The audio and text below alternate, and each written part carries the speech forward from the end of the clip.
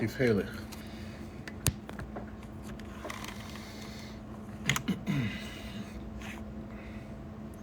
Let them know. Let them know. Let them know.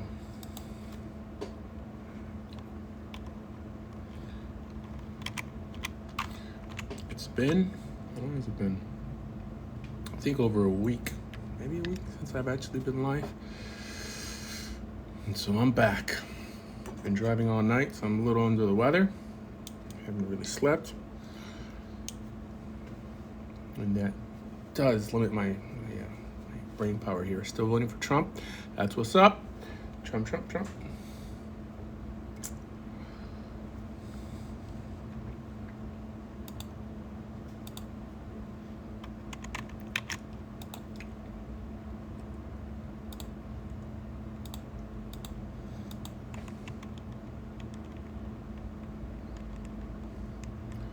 Oh yeah. Guys, like the show. Like the show, follow the host. Let's get these numbers up. Let the haters know that their nemesis is on TikTok. Let's do it, guys. I think I could confidently say this is the only Orthodox show that's interactive from a proselytizing or proselytation. We encourage people to one day be serious enough about Torah to want to become Jewish. So for sure, this is the only show that does that. Yeah.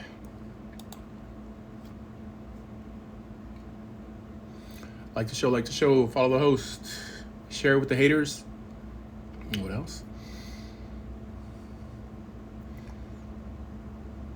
Good Erev Shabbos.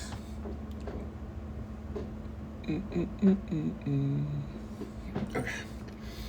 Well, then I'm getting YouTube ready and Facebook.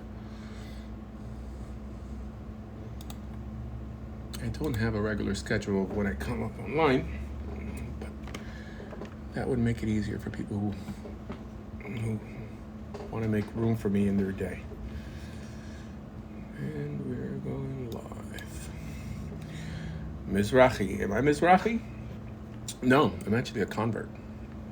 Believe that? And I'm under the weather. All right, coming in hot. Who's in the house? All right. Welcome, guys.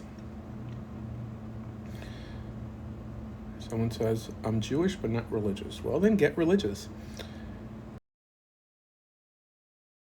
Oops.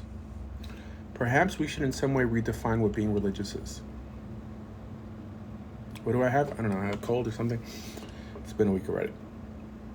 Someone thinks that they cannot identify as a religious person if, I don't know, they're not as devout as someone who has a big black hat and a black coat. Nonsense. I think that if someone's able to articulate where their values come from, right, even though they don't live up to those values or to that standard to a degree that they're comfortable with, they could still identify as religious.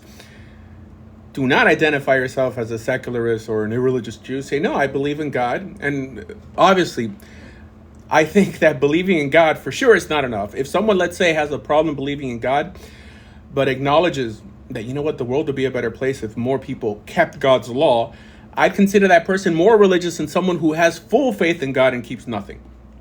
Because then religiosity ends with that person and his little mental onanism. So I think that when someone grows into the situation, that they start to realize, like, you know what, the world is crappy. Why is it that religious people do more good on this planet than people who espouse no ethical code, in this case, biblical ethical code? Clearly, we'd want more people to keep Torah, to live like there is a God than if there isn't. If you've come to that point in your life, then you could call yourself religious, even though you don't attend a synagogue, mosque, church, whatever.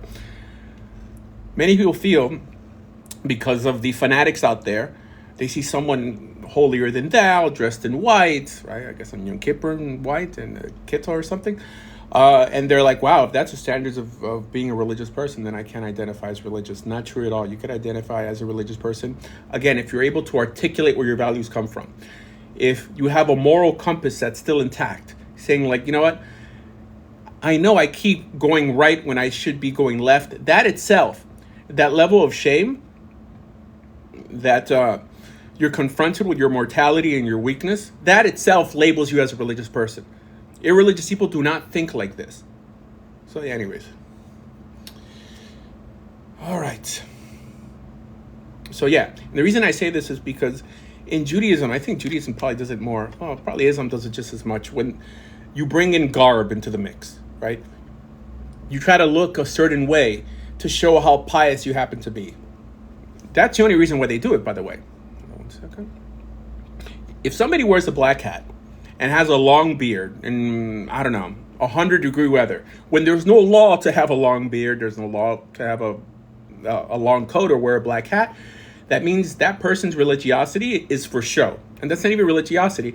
It's that person wants you to respect them because of how they look and not for any other ethically qualifiable sign, like actually doing good deeds that actually harm you, right? Financially, I guess, whatever. So people like this make the whole religion a bit condescending. No matter how good you think you are, your beard's never that long. Perhaps you don't speak with that specific accent. You don't have that prestigious last name. But this is what we're here to do on the show. We're here to slowly de-ethnicize the religion. De-ethnicize Judaism. I'm not saying de-ethnicize the Jewish people. De-ethnicize the religion. People say that Judaism is an ethno-religion. At its core, it is not. One could say that it's become that, unfortunately. But when people ask a question about Judaism, they want the actual answer, not what it's become. So no, Judaism is not an ethno-religion. And any form of ethnicity that has attached itself to Judaism has to be cut out. I'm not saying the Jewish people. There's an ethnic component to the Jewish people. But Judaism is only a religion? I was thinking about this the other day on what pity last names have the idea of Jewish last names has really hurt us in the long run than anything. I was watching the Trump trial, and you have Michael Cohen testifying and supposedly making things up. That's the accusation. But he has the last name Cohen. So you think, I mean, the idea is that if there's a Jewish person with the last name Cohen or with the name Katz, is because they're part of the Kahuna. They could trace their lineage back, or in faith, back to Aaron, which in some way demands respect without even knowing anything about the person. Last names were invented, I think, was it in the 1600s in Europe? Before that, either the 1500s or 1600s, closer to Russia. Before that, people were just known, I mean, similar to how it was in Islam probably 60 years ago. They were known by the name of their father. But now, when you have the name Cohen attached to you, any other supposedly colloquially Jewish-sounding name, whether it's, Lipschitz or all of the above, Mizrahi, Ashkenazi, and you don't keep Torah, what it does, it lets Gentiles assume that this is how religious people behave. This is why I think that it benefits everybody to get rid of their Jewish-sounding name, even for the possibility of your children not remaining religious. By the way, I mean, there's an idea that every time you do tshuva, you should take a new name for yourself, which I think it's tied to this concept. That now, after you've come close to God, people shouldn't remember you for what you did in the past because you're stuck with the same last name. And it should also apply if somebody leaves the religion, they should take a different name. Now, they played around with the notions of last names in the Jewish world even before they were thrust upon people again, I believe it's the 1700s. There were certain families like the Ibn Ezra, right? I mean, the Ibn Ezra is called Ibn Ezra not because his father was Ezra. It was a family line. I'm pretty sure the Ibn Timid family. In the non-Ashkenazi world, they fooled around with the idea of having almost notable yichus, like being able to tell people who you are without them actually knowing your family, which I think it cheapens the whole concept that everyone really should distinguish themselves by their actions and not rely on some sort of pedigree for special treatment. But anyways, what's up, Eliezer? So we're on YouTube and we're on Facebook. So yeah, that's something that crossed my mind, the idea of Jewish last names, because it's almost like something that's irremovable. When people, like Bernie Madoff, for example, people already knew, okay, Madoff sounds like an Ashkenazi Jewish name, must be Jewish, this and that.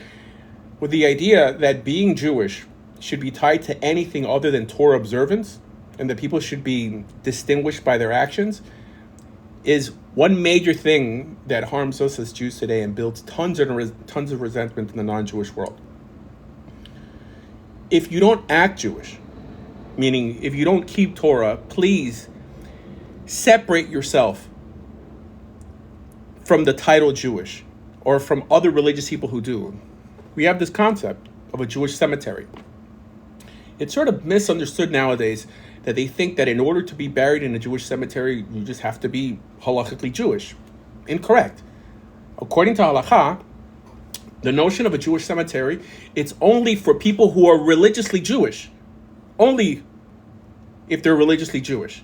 So now they give everyone the benefit of the doubt. Maybe they're religious or not. This is something new. This watered down the whole system. The idea that the righteous should not be buried alongside the wicked. That's the notion of a Jewish cemetery, not only because your last name is Gross or your last name is Klein. Mention that to your rabbi next time when they're saying, oh, well, Judaism hasn't changed, right? Actual Judaism doesn't change, but the way people misrepresent it and chop it up and manipulate it in all different ways and still call it Judaism. Yes, Judaism has changed a lot, unfortunately. So after this, it says, so can an agnostic be buried there also? For sure. The idea of a religious test of what one happens to believe never really comes up. It's what you do. If you're a decent person, and again, you're articulating why you're decent, and praying itself, even though someone's not in the mood to prayer, is still a commandment, according to halakha. If you go through all the motions and you're a decent person, then you're classified as a righteous person. Not like, oh, well, that person happens to come from a prestigious family, so we're going to allow him to be buried here. As a matter of fact, in the cemeteries of the 1800s, I remember I lived in Virginia once, and there's the Montefiore cemetery, a cemetery going all the way back. There's where Jewish soldiers of the Civil War were buried. And even back then, although it was considered a Jewish cemetery, it was split up into sections. One section for the religious, because the religious did not want to be buried with the secular. There's a section, and if you go through cemeteries, old Jewish cemeteries in America, there was a section for Jewish communists called the Worker Circle in the Jewish cemetery. As a matter of fact, the practice in America was that almost every synagogue had their own cemetery plot, because the understanding was, because you couldn't be buried alongside the wicked, every synagogue, arguing with every other synagogue, felt that they were the right synagogue to be a part of, and they didn't want to be intermingled with everyone else. So when you became a member of that shul, it typically included a plot in their cemetery. Today, they make no such distinction. It's all put in together mainly because of Kabbalah. Kabbalah said no, that being Jewish is enough, but that's not what the actual halakha says, because they don't want to offend anybody. I'm just telling you what the actual law is. Next time they tell you, well, like, you're not Jewish, you can't be buried in a Jewish cemetery. And then you ask, like, why is your Karl Marx buried here? Because the average Jewish person today makes no distinction between Karl Marx and Rabbi Akiva. And that's part of the dumbing down of Judaism. Anyways, on that note, guys, like the show, follow the host. Let's see. Talmud is an evil dude. Okay, let's talk about the Talmud quickly. So, guys, the Talmud is not a divinely inspired book. The Talmud is made up of two sections, the Mishnah and the Gemara. The Gemara is a commentary to the Mishnah. The Mishnah contains the rulings of our court, what we call the Sanhedrin. And the teachers in the Gemara try to expound on what those laws may have meant or decipher between ambiguous laws in the Mishnah. There are mistakes in the Mishnah. It's not divinely inspired. There's a whole book in the Gemara. It's called Masechet Torayot that deals with the errors of the Sanhedrin. Meaning, if they could make errors back then, we for sure can make them today. The reason I have to make this clarification is because there's many rabbis, mainly in the Hasidic world, who will tell you that religious rabbis, tzaddikim, righteous men don't make mistakes. I'm telling you, they've reworked Judaism all over. I would love to have a dialogue with these guys, but they won't. What they do is that they do. I mean, I just heard a recording somebody sent me of people saying that I steal money. What is it? That I steal money, that I abuse the opposite sex, that I'm a con man, only because they don't want to debate me. Of course, if anyone ever says that about me, just ask them for proof. My life is an open book. If that was so, something would be online. Now, in terms of January 6th, yes, I was there. I'm not ashamed of that. I'm talking about stuff that sounds like unbecoming of me. People, I'm an open book. I've been doing this for long enough that if there's something for people to talk about, right, they would have said it already. It wouldn't all come from one rabbi who claims to know everything but has no sources. But I'm a fake Jew, I'm a fake rabbi. Guys, titles mean nothing. Am I a rabbi? Yes, I have the piece of paper. I have 3 of them. But you should judge people on what they know. And it's not even what you claim to know, it's what you're able to defend. And my whole platform, from YouTube, Facebook, and now for over 20 years, is debating in a respectful manner. In other words, showing that I can defend what I believe. If you hear people who refuse to debate, that is kind of weird, right? Especially when all they do is defame. That's it. People don't have to call me rabbi, okay? But they can't insult me and not come on my show and have a respectful dialogue. And if you don't do it, it seems that there may be something that you're scared. That you're scared to lose, meaning your audience.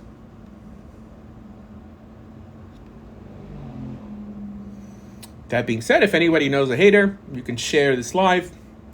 All this is being recorded. And trust me, the haters are recording it also because they're just waiting for me to say something inaccurate to sort of butcher it. But it's fine. I don't claim to be the smartest rabbi in the world. That being said, I think that I could defend every one of my positions. And I have done so. Anyone who wants to hear these debates, go to my channel, TorahJudaism.org, under Media and Debates. Over 180 debates, doing this for a very long time.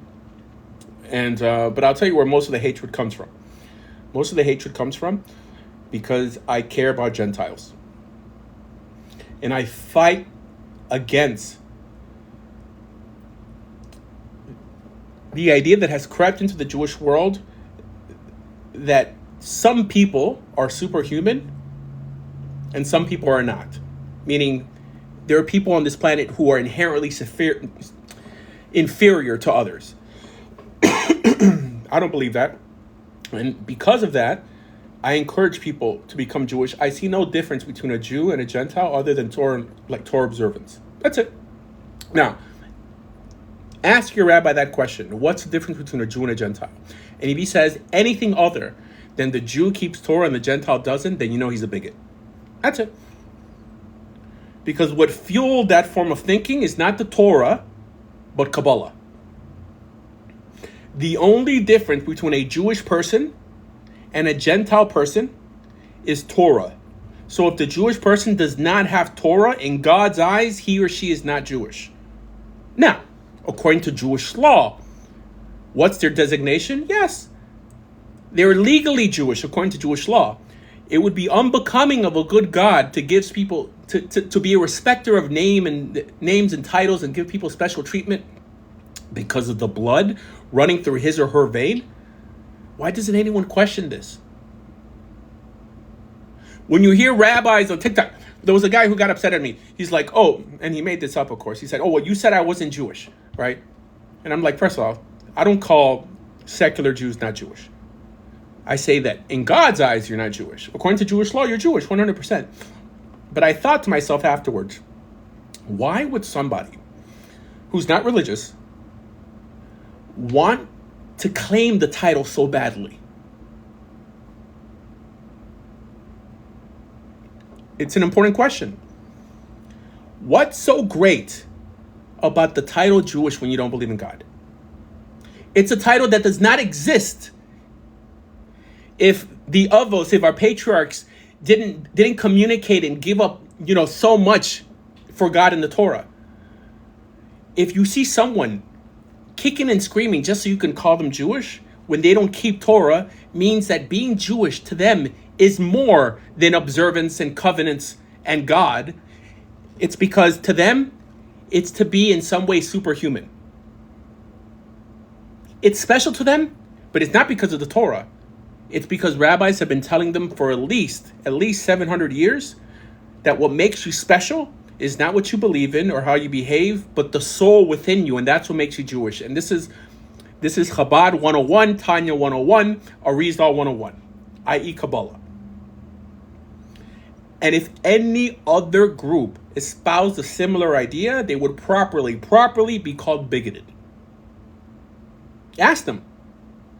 If there's anything that separates a Jew from a Gentile other than Torah, then they're bigots. The notion, well, you have a Jewish soul, blah, blah, blah, blah, it's a bigoted idea. If you say that someone has a special soul, apart from what they believe in and how those beliefs guide their behavior, then you're a bigot. Because we are all the same. Inherently, we're all the same. We distinguish ourselves by our actions. Why is Israel important to God? Because Israel accepted the Torah. And when I say Israel, I don't mean everyone claiming to be an Israelite. Israel, in God's eyes, are people who accepted and keep the Torah, or make some attempt to at least acknowledge where their values come from. Not someone who merely has a Jewish mother. And this is part of the dumbification. When we try to clarify that dumbification, like, what does that even mean? Okay, so you're special, right? You're Jewish, but you don't believe in God. Oh, but I'm Jewish, but you don't believe in God. So you may be a Semite, but what does that have to do with peddling the idea that God considers you part of the chosen people when you don't articulate that what distinguishes you from everyone on this planet is only Torah observance? I mean, that's what God specifically says. He says, you will be my Am Segula, my treasured people, only if you keep my mitzvot. Only. I've already posed like 5 questions here for you to ask your rabbi. Ask them. Is it true what Meza is saying? That what makes Jews special is only Torah observance? Unfortunately, you're going to be surprised that their answer is going to sound bigoted. No, there's more to that. We have a special soul. A Gentile can't ever even convert to become a Jew, because that's the Cabalistic understanding, that if you convert, it's because you were Jewish all along, which only waters down the idea that Torah is life-changing enough to abandon everything to change it. The idea that the only reason you would want to chase Torah is because you were genetically disposed to come to Torah already, not because it made sense. These Kabbalists don't understand that they're hurting their religion when they spew this nonsense, because they typically don't dialogue with people who disagree with them much. And that's the difference between what I do and what they do. I constantly talk to people who disagree with what I teach, which helps me in some way make my position seem a little more sophisticated, a little more welcoming. Because the Kabbalists will be like, well, this is what we believe. This is what Judaism believes, meaning they'll utter a Kabbalistic idea, but before uttering it, they'll say Judaism teaches. They don't care about consequences, because being overly mystically inclined means never having to say you're sorry or take responsibility for the catastrophe that results from your teachings, from your actions, all of the above. So, if you walked around thinking, and I know many Christians have done this in the past, like, oh, look, a Goldberg over there, or a Cohen over there, a Jewish person. Remove that thinking from your mind. If that Jewish person is not observant, he's not Jewish in God's eyes. Again, he or she may be halachically Jewish. That means, halachically Jewish means legally Jewish. If they happen to be born in the land of Israel, at a time when there was a Sanhedrin that could verify if their mother was of a Hebraic pedigree and also observant, then they would be liable for the civil law that every Israelite had to keep in the land of Israel. That's all it means. Fast forward 2,000 years, you have people stopping other Jews in the street asking you, are you Jewish? Are you Jewish? Not whether you keep Torah or you believe in God. No. What they're asking is that do you have a Hebraic pedigree? And on that basis, they give you special treatment. Do you really think that's how God wants us to view the world? And if any other group did the same thing, wouldn't they properly be called bigoted? Guys, first we tell the truth, and then we give our opinion, even though it doesn't always make us look good. And on top of all that, we still promote Judaism. Anyways, all right, new topic.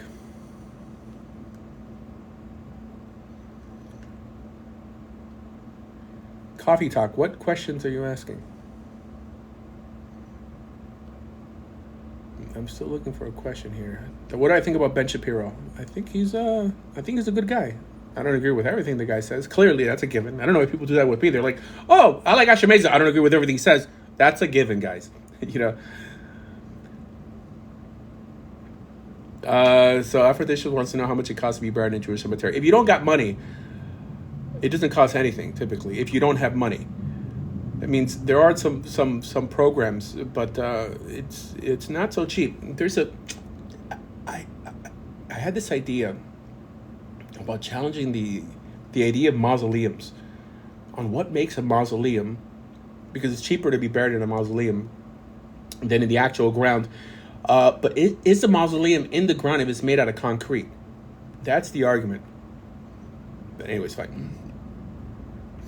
Can you convert to Orthodox Judaism while in an interfaith marriage? Technically, yes, according to Jewish law, but no one will do it nowadays. Because just by living with a person who's not Jewish, you're violating many laws. But there is no law that says what is practiced today in the Jewish world when somebody comes to convert, that if you happen to be married and your spouse doesn't want to convert, that you can't convert. There's no law that says that.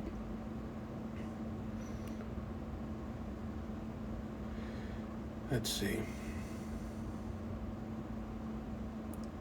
He does crocodile. Isn't it like a Russian drug or something? Let's see.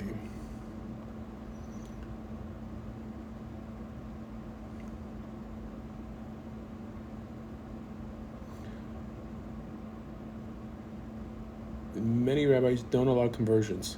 Oh, that's actually not true. They may not do conversions. For example, Chabad doesn't do conversions. That doesn't mean they don't endorse the idea. There's only one group today that doesn't endorse the idea of conversions. They're called Syrian Jews. He's literally the rabbi for Disneyland. There's a rabbi of Disneyland? I mean, surprisingly, I lived in Orlando for a little while, but that's where Disney World is.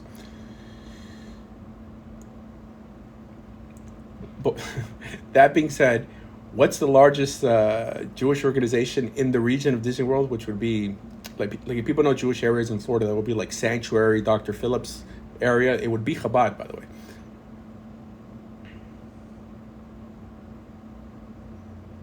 Oh, California. Yeah, that's Disneyland. Yeah. What else?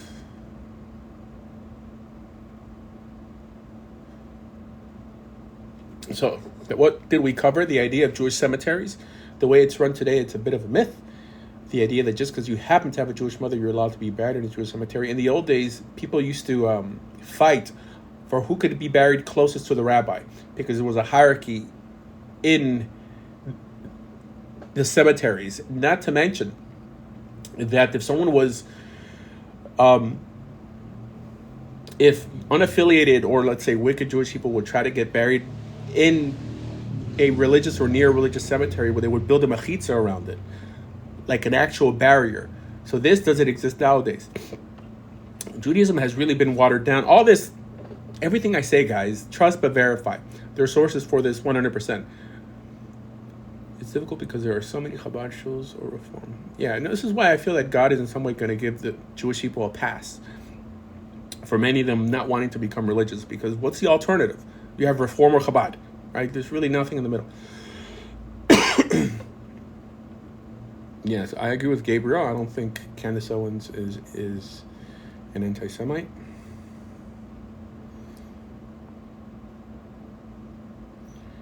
All right. Miami or Naples? Miami Beach or Key Biscayne? What's your question?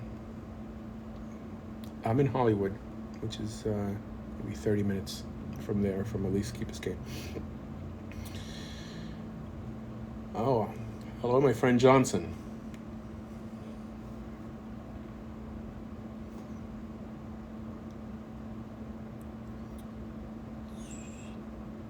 We were talking today at my friend Moshe's live about Shlug and Kaparis, on how many people don't ask a lot of questions in Judaism because people feel that whatever, just asking is a form of chastisement, whatever.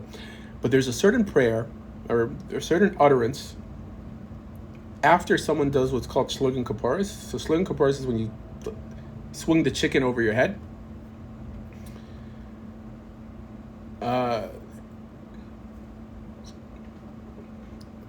There's a question on YouTube here, like about tattoos, the before or after Yaakov. Anyways, the utterance that people say when they spin the chicken over their head, it in some way justifies what Christians have been teaching all along, by the way, that this chicken is going to die in my behalf. It's going to take its sins upon itself and be unalived in my behalf. And this is done, but I would say the vast majority of ultra-Orthodox Jews, they swing this chicken over their head, and they utter this thing. And for some reason, no one challenges rabbis and say, doesn't this resemble Christianity a lot? And if it does, why are you attacking Christianity? But anyways, Africa just wants to know who spins a chicken over their head. I mean, look it up online. It's called Shlig and Kaparis. What are your thoughts about conservative shuls? It's a mixed bag. Conservative Judaism, in terms of the tenets of conservative Judaism, don't differ from Orthodoxy in anything. I'm not saying from Orthodox shuls. When I say Orthodoxy, I mean traditional observant Judaism. In terms of, there's no prohibition in halakha to have a woman rabbi, let's say. There's no prohibition in having or like not having a mechitza, like a separation. It's a minhag, it's a custom that crept up. The only instance like of an actual mechitza in the Talmud is during Simchas Beis HaShoeva, which is when they have the ceremony of the water. It said that they built an Ezras Nashim, like almost a platform for women, because it was so. Well, I don't even know. It said that they built a separation. I'm not sure if they even included women in that. But yes, conservative Jews are also supposed to keep Shabbos. Conservative Jews are supposed to eat kosher. The only discrepancy,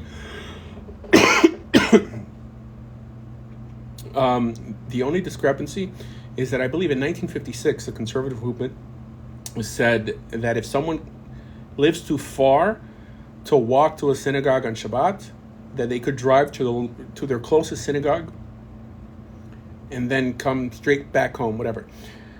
That's the only thing that separates a conservative synagogue from an Orthodox synagogue in terms of law, actual law. Okay.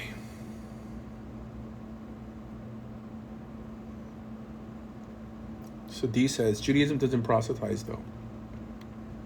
So, if you're going to classify Judaism as what Jews happen to be doing, then you're right. But if you're going to classify Judaism as actually the do's and don'ts in Judaism, what appears in the Mishnah, what appears in the Torah, then there's no prohibition in proselytizing. It's actually, it seems like it's encouraged. There's many rabbis in the Talmud that did proselytize. However, it doesn't show many rabbis in the Talmud reaching out to born Jews because of DNA.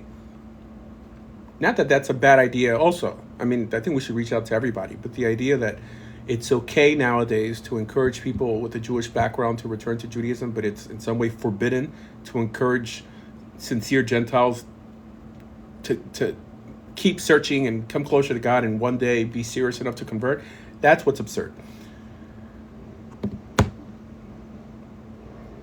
Now, I think the reason why in the Talmud we don't see them reaching out to people just because of DNA is because people like this would be held with more suspicion. Like, why'd you leave? You know? While a Gentile doesn't know. He sincerely wants, he or she wants to know a little more about the religion. So absolutely, they're like a dry sponge seeking information. So this is why there's more examples in the Talmud for proselytizing Gentiles into the religion than ever. I can't even think of one. Maybe Reish Lakish and Rabbi Yochanan. Maybe the only time that you had a religious Jew telling a Jew who, and it wasn't because he had Jewish blood. It says that he admired him for being such a sportsman, and he said that if you're able to devote as much or even half of that effort in I don't know, being a gladiator or whatever Reish Lakish was into Torah, that you would be the biggest Torah scholar. And then he even bribed him by offering, I believe, his sister. But that is not the kiruv that's done nowadays, by the way. Quick question, Rabbi. How many Jews do you think have the same beliefs regarding halakha and Kabbalah? So online, I could give you a handful, but there's a rabbi called Rabbi David Bar Chaim, extremely knowledgeable. You know, he's a giant. I'm not. I'm a nobody. Rabbi Chaim Ovadia, I would say, also is another one. Rabbi Yonatan Alevi is another one. In Israel, it's more common. It's just for some reason there aren't that many TikTok, YouTube, Facebook rabbis, right? It's true, most rabbis don't have social media. And I would say the more scholarly ones take this approach. This is the more like yeshivish approach. That, not that they're anti-Kabbalah, because I'm not anti-Kabbalah, by the way. I'm just for viewing it like midrashim. That's it. Kabbalah is essentially folklore and legend. It doesn't have to be burned. There's some beautiful ideas in it. The difference is when you begin to classify it on a super holy level. For example, the Zohar is called the Zohar HaKadosh. Like, now it's not just a book, it's divinely inspired, connected with God. You know, you're supposed to utter it even though you don't know what you're uttering. And this happens every Shabbos, I mentioned earlier. That Sephardim have a custom to read the weekly Parsha in the Zohar, because the Zohar was first created as a commentary to the Torah. The first Zohar was very small, by the way, and they kept on adding to it, and now it's huge. But they read the portions in the Zohar, even though they don't even understand Aramaic, just because it's become a mantra. But yeah, no, there are many rabbis who view halakha like this. I would say that the average rabbi who will come up here would acknowledge that this is the traditional way on how to understand what halakha is. And that is that halakha comes from the Sanhedrin. Halakha can only come from one place, from the Sanhedrin. Everything outside the Sanhedrin could be a minhag, like a custom a specific community took upon themselves, but it doesn't become binding on every Jewish person just because some Rebbe in Europe said something or some Amara said something. There's halacha about conversion. Okay. Yeah, like Judaism is not that hard to figure out. Judaism is only the 5 books of Moses and halacha. That's what makes you a kosher Jew. If you're able to memorize the 5 books of Moses and understand the do's and don'ts, what we call Isser v'Heter, the halacha, the rulings of the Sanhedrin, then that's all you need to have mastered Judaism. Not even reading the prophets. And yes, there's a halakha that every week you're supposed to read a portion of the prophets, right? But even if you don't absorb anything from that, because there's nothing that a prophet could add new to our religion, right? The prophets are just there to bring you back to the Torah. You want to master Judaism? Get a Chumash, right? The 5 books of Moses, and Mishneh Torah of the Rambam. The reason I say Mishneh Torah of the Rambam is because the Rambam codified all of halakha, the rulings of the Sanhedrin, into 14 volumes. It's translated into English by our good friends at Chabad.org. If you would master Mishneh Torah of the Rambam, and you could read it in a year, if you do 3 chapters a day, small chapters, you would know more than 99% of the rabbis out there, including myself, because I haven't mastered Mishneh Torah either. Just because the Mishneh Torah is the only complete codification of Jewish law in the world, the only complete one, and it was put together by Maimonides. Now, there's other attempts to do this, to compile. There's a difference between a codification of Jewish law and a compilation of Jewish law. A codification are rabbis who either did the legwork themselves or had a Masorah to understand what's the final ruling in an ambiguous case, right? Or the final ruling amongst ambiguous rulings. A compiler of Jewish law is what we have in Shulchan Aruch. So Shulchan Aruch took the best out of the 3 and compiled it into one book, just so Ashkenazim and Sephardim could come to some common ground. On top of that, they built a commentary on it, an Ashkenazi commentary, and let me split it up even further. But yes, I would say that 98% of rabbis would come up and say that I'm not wrong. That's a nice way of saying, like, we just don't like what you do, but there's a source for it. All right, let's see. Where are all the haters at? Where are all the haters at? Let's talk to my friend Johnson here for a bit. Excuse me, guys. I'm a little under the weather. Hey, Rabbi. Hey. How's it going? It's going. So I asked you that question with regards to how many people or how many Jews believe what you do worldwide. So do you think that it's a...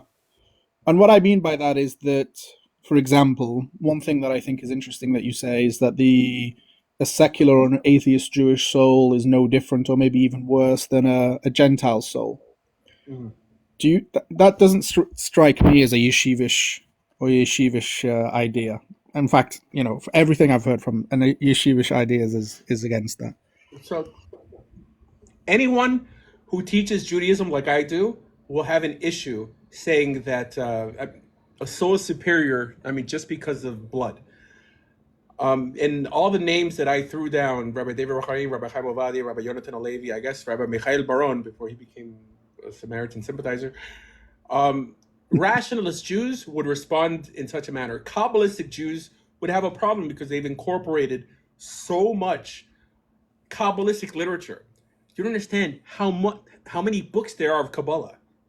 People get upset at the 27 books of the New Testament and they call it heretical. Can you imagine? The New Testament makes Kabbalistic literature. It's like the Boy Scouts compared to Kabbalistic literature, with very problematic ideas. So the problem is in Judaism, people don't like stepping on people's toes. So it's hard for someone, let's say from the organization Chabad, to ever come out against swinging chickens over your head on Yom Kippur, because it's the custom. This is what we do, and it seems that it's more important. But just sticking with the soul's idea, yeah. It's a Chabad view that is definitely the case, isn't it? Yeah. The Lubavitcher Rebbe preached that, right? Well, it's not that he preached it. All he did was push the ideology forward. His personal ideas didn't matter. The Bible of Chabad is called the Tanya, and the Lubavitch cannot differ with what happens in there or what appears in there. So it's online. I mean, just look up the Well, I first two mean, chapters of it. you're right that he can't differ from the Tanya, but he doesn't have to promote it. He doesn't have to be a Chabad rabbi if he didn't believe in it. Oh, well, he's the Rebbe, right? Right. So there's a weird misunderstanding that you're not allowed to leave the tradition of your parents. Now, if that was the case, there would never be Chabad, because Chabad is Exactly. An somewhat of offshoot. a new movement. Yeah. But even would they believe that in order to change your nusach or your minhag, or like if you're Ashkenazi, like, and you want to become Sephardi, that you have to go to 3 rabbis and they have to be what's called Okay, but matzanan. that's a big leap. But I mean, you don't have to be the Lubavitcher Rebbe. If he didn't believe what he believed, he didn't have to be such a big Lubavitcher Rebbe. I mean, he didn't have to get to the level that he's at. Well, he watered down a lot of what the Tanya said, by the way, because the Tanya never mentions the idea that Gentiles could be righteous by keeping 7 Noahide laws. It never said that every living thing has a spark of God. It basically separated the world between Jew and Gentile, and that's it. Well, Chabad is known for, like, if you're lucky, they'll give you a pamphlet for the 7 Noahide laws, and they'll tell you how there's a universal message for the world, the 7 Noahide laws. So that position doesn't appear in the Tanya. Although I'm pretty sure he would have been aware of it, but if you're going to say such negative things about Gentiles, you would at least put in a clause like, I'm not talking about all Gentiles. All right. When it technically does, it means idolaters, but it doesn't make it doesn't distinguish between what a non-idolatrous Gentile looks like. And it says in the beginning, it's very easy to look this up. It's in the first 2 chapters of the Tanya. It's very short. You can read it in 20 minutes. It starts off by saying that all the good things Gentiles do on this planet, they do it all for selfish reasons. It says that it's like a het, like a hatas for them. That it takes a statement from the Talmud. The Arizal takes a statement of the Talmud, but even the commentators of the Talmud say that that's not necessarily what it means. That it acts like a chatas for them, like a sin sacrifice. All the good things they do. That it's like vanity.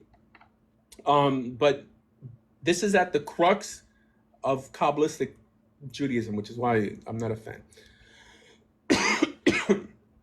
But don't you think it's problematic, some of the things that Schneerson and other people have said? And I don't mean it in problematic in an evil way, but problematic almost in a increasing the level of what he believed the Jewish soul or the Jewish people to be.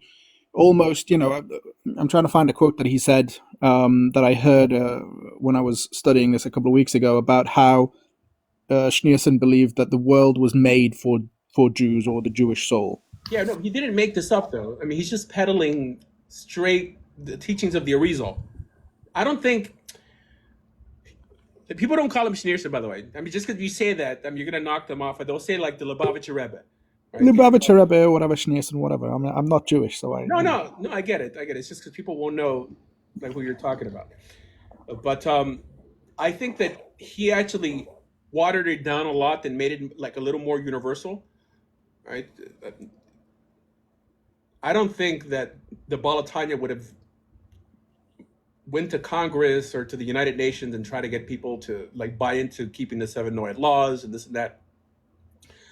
But yeah, it didn't come from the mind of the Lubavitcher Rebbe. When he says things like there are no secular Jews, all Jews are holy, it kind of does go against what you're saying in terms of this is the yeshivish or the orthodox view when you have such exalted rabbis like the Lubavitcher Rebbe saying this.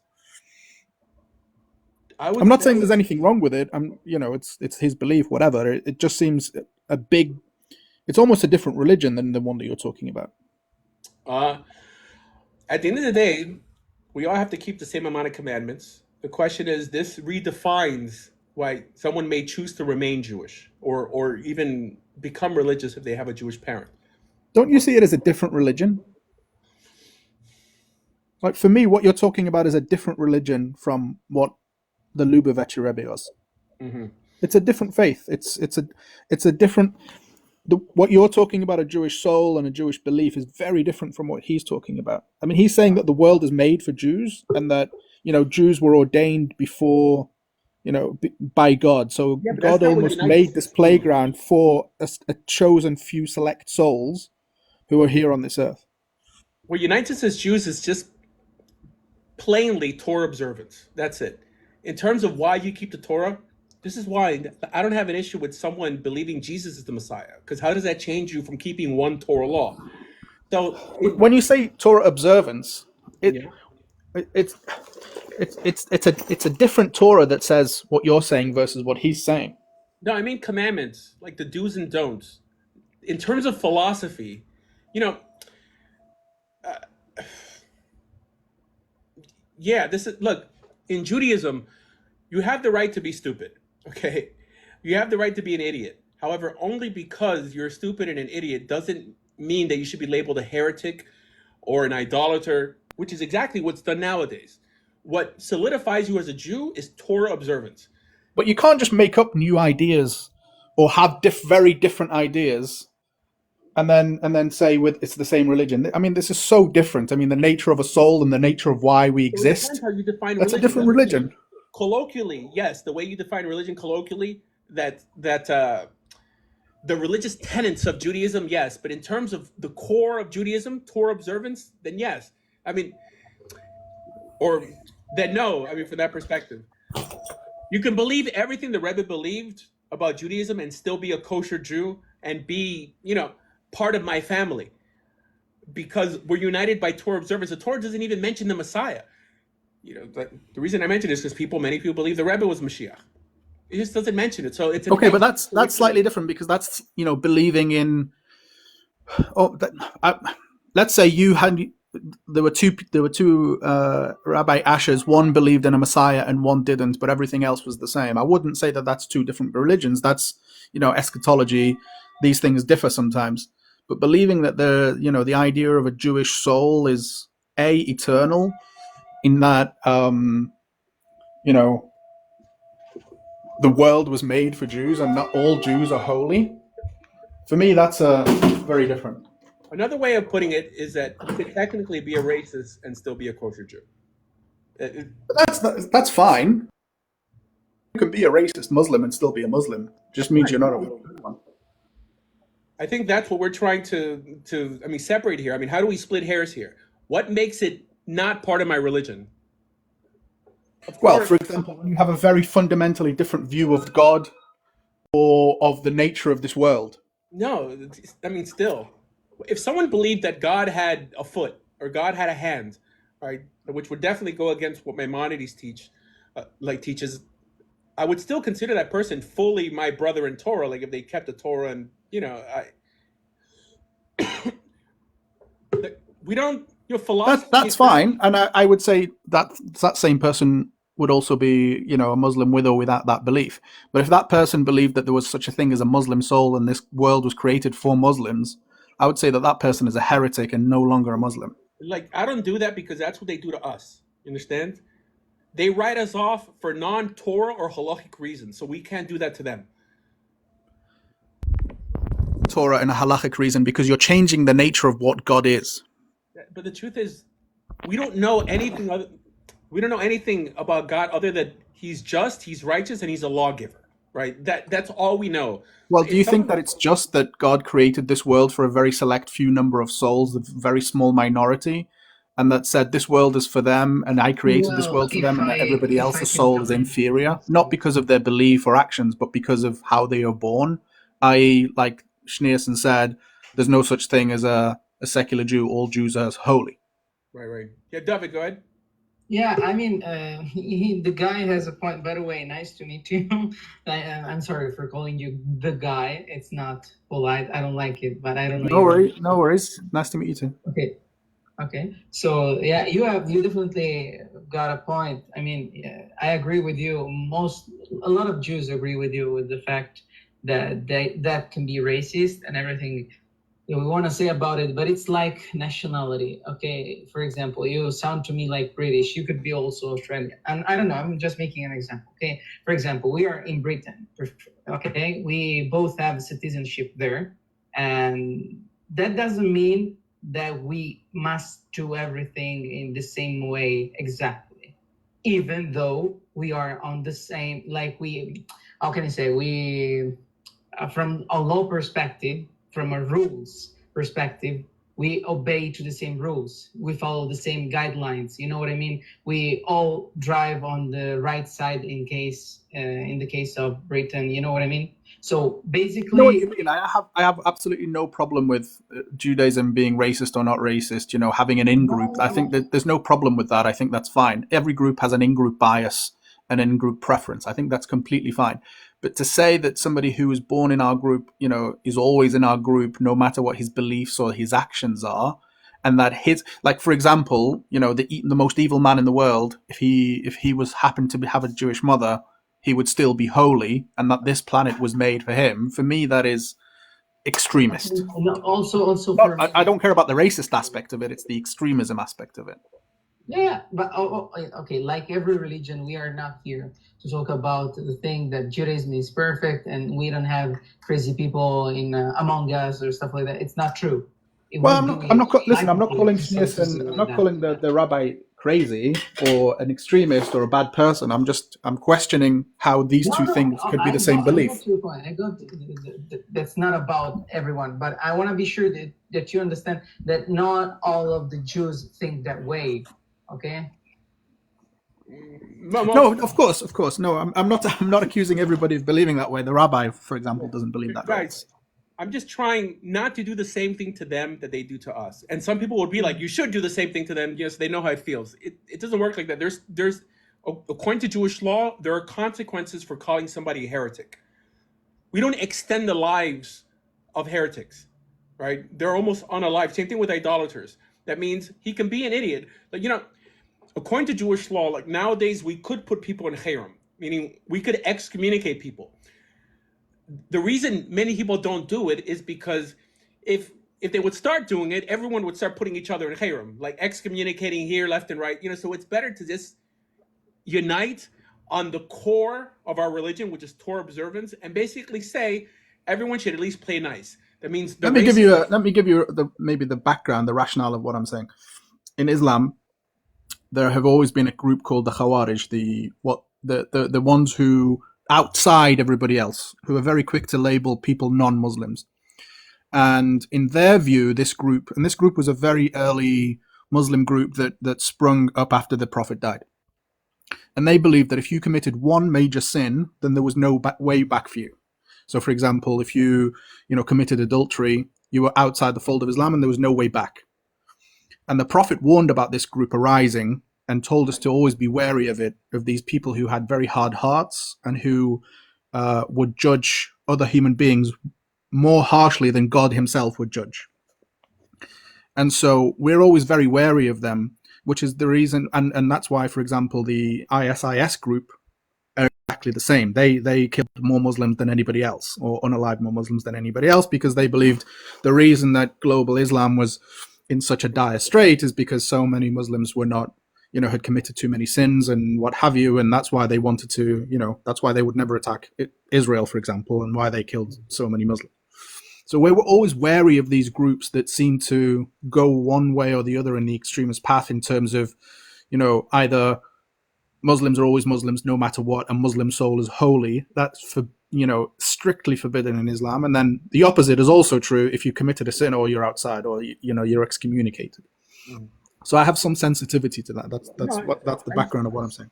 So in Judaism, we hope for the day to have a ruling body in our midst. Meaning, without a Sanhedrin, Judaism really cannot really fix such problems. If there was a court that would tell these people, excommunicate them, or like something, make some sort of clause in their existence, then I mean, Judaism could at least seem more ethical. Till then, we have to tolerate people who are Torah observant. It says, I mean, Nachmanides makes a statement that someone could keep all of Torah and still be like a crappy person, and it's true, and we know them. So yeah. Anyways, it's a shame. There was a debate, just a slightly different point. There was a debate that I watched a few weeks ago between a Muslim and a Jew. And one of the things that, it was actually a very boring debate, but one of the things that really struck me is that the Jew said that belief in God is only one of the 613 commandments. So if you didn't believe in God and you were still following all the rest of the 612, you were still a good Jew, but you weren't perfect. So for me, that is all, my head was blown by that. That's why he was saying, we can have secular Jews because as long as they keep, most of the mitzvahs, the rest they can be working on. Oh, well, that's a little silly. That's a little very giving them the benefit of the doubt. I mean, if someone can articulate where their values come from, if a Muslim says, I'm Muslim because my parents are Muslim and not because my values come from the Quran and the Hadith, then they're not Muslim. Correct. So with this idea of being Jewish by circumstance or coincidence, like clearly a broken clock is right twice a day. Someone does something good, so yeah. No, the question is, what does the Talmud have to say? Not that the Talmud from this perspective philosophically has, so much weight, but it tells us what the rabbis thought about things back then when it was close to a time when they had the Sanhedrin. And back then, an unaffiliated Jew was treated like a Gentile. That's it. It was one, they wouldn't be tolerated in the land of Israel because. But it brings up a really good point, which is belief in God one of the 613 mitzvot? Yes. So are they all equal? So incorrectly, yes. Incorrectly, meaning there's no commandment in the Torah to believe in God. It says the way Maimonides brings God exists, right? Well, to know God. Yeah. That's how the Rambam brings it down, but it's not a commandment. It's the first part of the 10 statements, right? The 10 commandments in Hebrew are not called 10 commandments. They're called the Aseret HaDibrot. So they're 10 statements.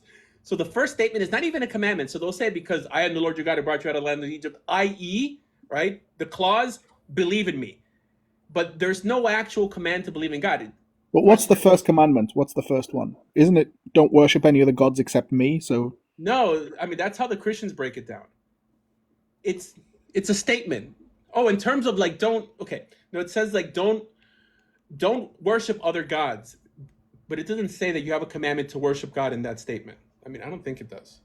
I thought it said don't worship other gods except me. So there was a clause in there which says except it says have no other mighty ones, powers, or gods against me. That's right. Yeah, so don't have other gods, but not necessarily that you have to even believe in God. So there's a famous. Are you sure? Do you think you could read it out? Because that's an important one. Have no other gods against me or at my face. Yeah. If we can read it in Hebrew, then we can get to the. To the. No, but she is quoting right because the word that it used in Hebrew is like af. Af, it's nose, but in this case is aromatic for when you are mad at someone, when you are against someone. Okay. So the translation in this case it's good enough. There's a rabbi called the Radbaz that he wrote a letter saying that a Jew doesn't have to believe in anything. No, it's true. Other than to keep Torah commandments. There's 3 major opinions on what a Jew must believe in Judaism. The most famous is by Maimonides, who brings down the 13 principles of faith. There's another one, Rabbi Yosef Albo, who wrote a book called Sefer HaIkarim, who said that a Jew only has to believe in 3 things. Is it prophecy, something. And then there's this tshuva, this letter, this response by the Rabbis who says that a Jew doesn't have to believe in anything. Why? Because the Torah doesn't have a test on belief. The way you show what you believe in Judaism is by what you do. That means it would almost be unbecoming of a good God for him to adjudicate you for what you happen to be convinced or not convinced of.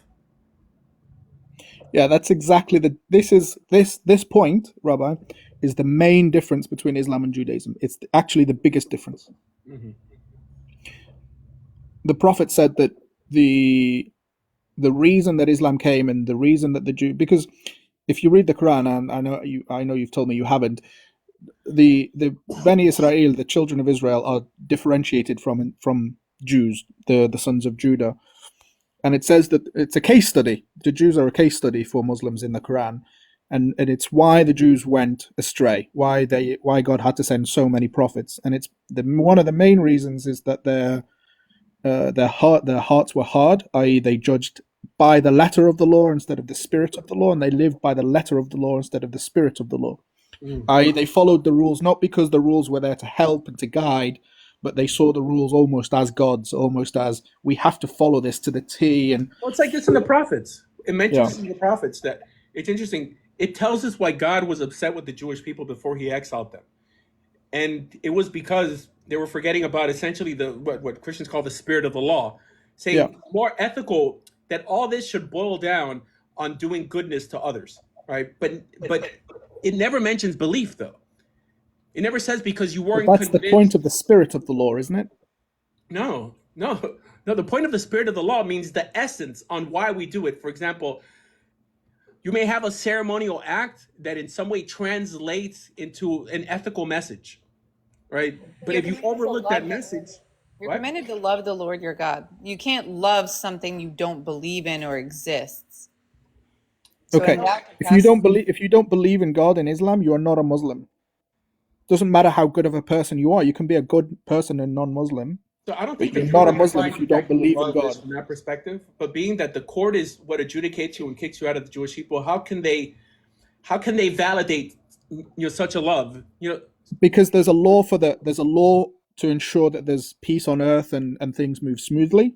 So there's an Islamic court or a Sanhedrin, but then there is the hereafter where you're judged by God of your actions. So that's why in Islam, for example, if you commit a crime in public, it's very different than if you commit a crime of adultery, for example, in private. In private, there is no punishment for it. In public, there is a severe punishment for it. So then it boils down to ultimately only God could validate faith or not. So there's no point in exactly. That's what I'm saying. Only God can validate faith. Of course, it can't be validated here, unless you declare it otherwise. Yeah, no, right. No, I mean it's not true because someone could just say and lie. Because they want to date a girl or they don't want to be unalived by a certain radical group. In other words, and that's why in Islam, declaring that you have non-faith, even though you don't believe it, is the same as not believing it. It's a grave sin. Yeah. So that form of lip service, doesn't exist in Judaism. People don't ask you, okay, you believe in God, then declare it so. Who cares? People can lie. It means nothing, right? You show what you believe in by your actions. Yeah, but would you lie if it's life or death? If you could lose, and how's it going, guys, by the way? Would you lie if it's your life depends on it?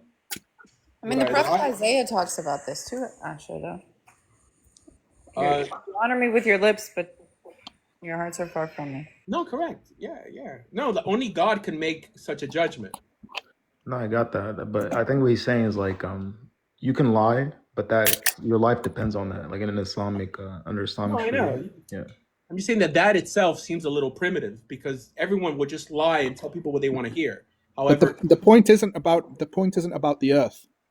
This is another big difference. Muslims don't live for this world; they live for the next world, and so you're always worried about what you're going to be judged on in the next world, not in this world, because this world is almost meaningless. Because for the same reasons you said, it's a primitive world where you can pay lip service and get through by lying, and so. If there's no next world or there's no God to judge you on your actions, really, it's very difficult to right. So to be able to self-dictate or self-regulate. Yeah. So we shouldn't contribute to that line of thinking by saying that it's not a primitive idea. In other words, we should say that creeds mean nothing. It's what you do, because a creed just means give me the secret password. Yeah, but how do you ensure? Well, that's what you're saying. Just commit a set of actions for whatever purpose, and you're a good Jew. Right. In Islam, if you give charity for the sake of God, and let's say you have two people, one person doesn't believe in God but gives charity, and another person, Muslim, gives charity because God commanded charity. Right. The person who gives charity because of his belief in God is higher praised, is seen as a better person. Right. It's only in God's eyes, but not in Islamic society. Of course. It doesn't matter. I don't care what another human thinks about me. I know that you're so focused on that, but you have to understand. I'm not focused on that. I'm talking about what God thinks of me. John this is all for God. Said Asher. Yeah, he's talking about me. Yeah, no. Well, the reason I'm focused on it is because that was the beginning of the conversation on why don't I throw the Chabadniks under the bus as heretics when what they teach makes us all look racist. Okay, No, the I'm not reason asking you to throw them under. What I'm saying is, you should, in You my are view, it's a making different religion. big Do you see it that things, way? not literal. You don't have to judge them. Maybe their beliefs are better than yours. I don't know. What I'm saying is, how can you believe that they are the same faith? It's a different faith. yeah, because what the what makes them part of my faith is Torah observance. This is why, like, I won't do what they do to me. By the way, right? I consider a Lubavitcher who keeps the commandments how he's supposed to, as a kosher Jew, as I would, like only because they're sick philosophically, they're still kosher Jews. Kosher meaning that they're acceptable, and I shouldn't say they're not Jewish, this and that. Even though I'll call out their ideas because yes, we end up paying for what they spew.